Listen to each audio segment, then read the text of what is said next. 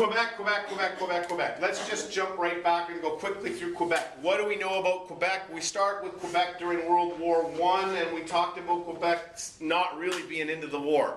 And I told you why they weren't really into the war, because they were more Canadian than Canadians, right? They just didn't want to go to war for Britain. And I still remember when I did this, you said, yeah, but they want to go to war for France. Because we think like that. They could care less about France. They've been around for a long time. They were Canadians. They weren't part of France. They weren't part of England. They were Canadian. They said, if you want to go fight in the trench, man, go for it. And the other reason they didn't want to go to World War I, weren't into it, soldiers were trained in English. So they're Canadian, and of course the troops are being trained in English. Thank you, Sam Hughes. You can always blame Sam Hughes for something. You're looking for a Canadian to blame Sam Hughes. So that leads, of course, to the conscription crisis in World War I. And the conscription crisis in World War, there were many French Canadians who fought very bravely in World War I. But the conscription crisis in World War I was significant, and there were riots in Quebec City. Some people were killed. We looked at World War I as a way that Canada grew as a country. Alyssa sent me an email asking, I don't get this independence question. It said foreign policy has, or foreign affairs has shaped Canada. Alyssa, you could actually go here, because foreign affairs led to conscription, which helped pull Quebec apart from Canada. So you could actually, see what I'm saying? You don't have to in that question, but that's what we're saying. How do these events change what Canada looked like? Fair enough? So World War I brought Canada together, but it also brought Canada apart. And then we kind of ignore Quebec for a while. Quebec is still, does Quebec want to separate here? No. Quebec doesn't even talk about separating from the country till the 1960s, well after World War II, okay? That's the biggest mistake we make. We think Quebec has always been the same. And it hasn't. Rural, agricultural,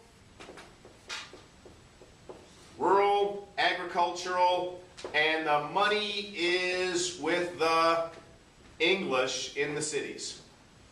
And the power's with the English. And it stays like that for a long time. World War II comes, and when they've got this group called the Union Nationale who is raising, they bring the fleur-de-lis in, so they celebrate French culture, but they're not talking about separating. They're happy with this. Ooh, rural, agricultural, and Catholic. You know how I showed you the movie, the TV show, the show, The Sweater, and you kind of laughed at me, but that was my point. Rural, agricultural, Catholic, right? All into the Montreal Canadiens, but that's who they were. World War II comes, and we have conscription part 2, conscription squared. And like all rerun, almost every time you get a second movie in a series, it's never quite as good. This time around, Mackenzie King had a plebiscite. This time around, we're fighting Hitler, who truly is pretty evil. So people in Quebec were still mad about conscription because they were still training soldiers mainly in English.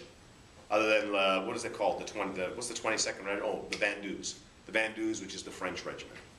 Other than that, they were frustrated again, not as frustrated, but similar issue dividing Canada. Not as much.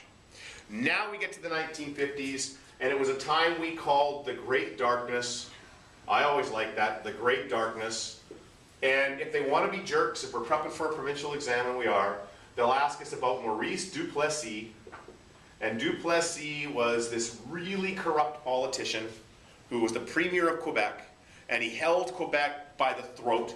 He, total control. He had something called padlock laws, which basically took away people's rights. He could arrest his opposition. He called them all communists. Ladies and gentlemen, if they ask about padlock laws and you get it right, blessings on you. Like, this is Trivia 108, okay? I always like the story of the orphans, Duplessis orphans, when he put them in the insane asylums. I always think that's awesome, to make money. I'm being sarcastic. Just in case somebody's watching this and thinking I'm celebrating that. The only way they got Duplessis out of power was he died, okay? And at the time, again, the Catholics were running the public schools, which is fine, except they were really doing lots of religion and social studies and none of the stuff that actually gets you jobs. So they were very smart, but they were all becoming teachers or priests, just not working. So we have a revolution, but they do it quietly. And this is more important. If I was studying Quebec, and Quebec's a hard section, I would look closer at the quiet revolution, okay? So I have a little star beside this. Quiet revolution. The Liberals come to power in Quebec, and when they come to power, they call themselves masters of our own house. They start taking over hydropower. They get the schools away from the Catholic Church. People like Trudeau and Chrétien, these guys are just graduating from school and they're becoming lawyers instead of priests, right? And Quebec starts to talk about, you know what? Why are we doing all of our business in English? We're a French province. And this is where the conversation around the possibility of separation starts. And they want the country to be bilingual. And that's where Canada's like the parent going, crap, this one kid's really upset. And we start talking about in the 1960s, should we be a bilingual country? By the end of the 1960s, we are a bilingual country, okay? The conversation begins now. Two groups in favor of separation in Quebec. One is peaceful, political, the other is violent. The PQ and the FLQ. The PQ, now the FLQ's first, and the FLQ, they were setting off bombs. It's the Front de Liberation de Quebec. And apologize for my accent, which I don't have. They were setting off bombs, and of course, this led to the October crisis, right? And in the October crisis, Trudeau brings in the War Measures Act. I'm not going into detail on that. If you don't know what I'm talking about, you have to figure that out. That's huge. All right? Trudeau will bring in the War Measures Act to try to crush them. Also, at the same time, we have the PQ, and the PQ is the Parti Québécois, run by a guy named René Lévesque. We always know him because he's covered in cigarettes and long, flashy hair. And they wanted Quebec to separate peacefully using democracy. And they would actually have two referendums. The first referendum was called Sovereignty Association. Do you remember that? And Sovereignty Association was, we're going to leave Canada but still be attached at the wallet. Okay? So Sovereignty Association. If you don't remember Sovereignty Association, that was kind of an interesting way to do it. It would fail because Trudeau promises to do what? Bring home the Constitution. And this is why guys like Nelson Mandela love our country, because as much as we don't get along, we don't kill each other other than the FLQ, we talk about the Constitution. But Quebec votes to stay, he brings home the Constitution, and Quebec is happy now? No, because when the Constitution comes back, and this is our government section, the amending formula, they're not happy with. They want to make sure that the Constitution can't be changed without them. Okay, I'm going as fast as I can here. The other piece of that one is also they wanted Quebec to be a distinct society. Now, the history goes beyond that. Trudeau steps down, Mulroney gets elected, and he says, I'll change the Constitution for you. He keeps doing this. And it keeps failing, and that's why they have a second referendum. In the second referendum, the accords, we have the Kitchen Accord to get it in place here. And then it's called, wasn't it what's the first one? The Meech Lake Accord and the Charlottetown. These are all, Meech Lake and Charlottetown were just more efforts to change the Constitution. The Meech Lake one would fail because First Nations would stand up and say, hey, we want to have a voice too.